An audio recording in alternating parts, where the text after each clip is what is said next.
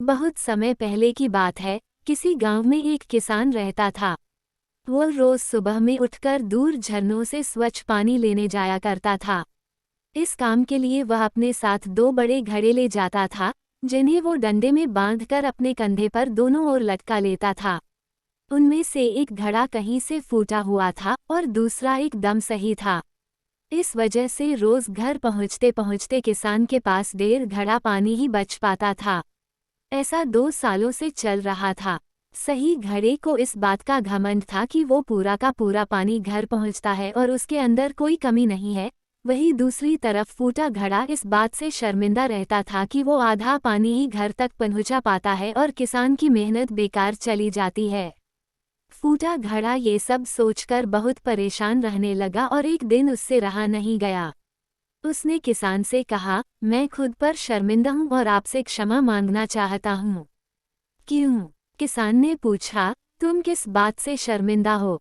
शायद आप नहीं जानते पर मैं एक जगह से फूटा हुआ हूँ और पिछले 2 सालों से मुझे जितना पानी घर पहुँचाना चाहिए था बस उसका आधा ही पहुँचा पाया हूँ। मेरे अंदर ये बहुत बड़ी कमी है और इस वजह से आपकी मेहनत बर्बाद होती रही है। फूटे घड़े ने दुखी होते हुए कहा।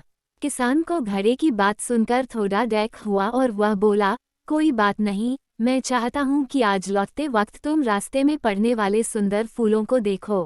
घड़े ने वैसा ही किया। वह रास्ते भर सुंदर फूलों को देखता आया। ऐसा करने से उसकी उदासी कुछ दूर हुई, पर घर पहुँचते पहुँचते फिर उसके अंदर से आधा पानी गिर चुका था। वो मायूस हो गया और किसान से क्षमा मांगने लगा। किसान बोला, शायद तुमने ध्यान नहीं दिया, पूरे रास्ते में जितने भी फूल थे वो बस तुम्हारी तरफ ही थे, सही घड़े की तरफ एक भी फूल नहीं था। ऐसा इसलिए क्योंकि मैं हमेशा से तुम्हारे अंदर की कमी को जानता था और मैंने उसका लाभ उठाया। मैंने तुम्हारे तरफ वाले रास्ते पर रंग बिरंगे फूलों के बीज बो दिए थे।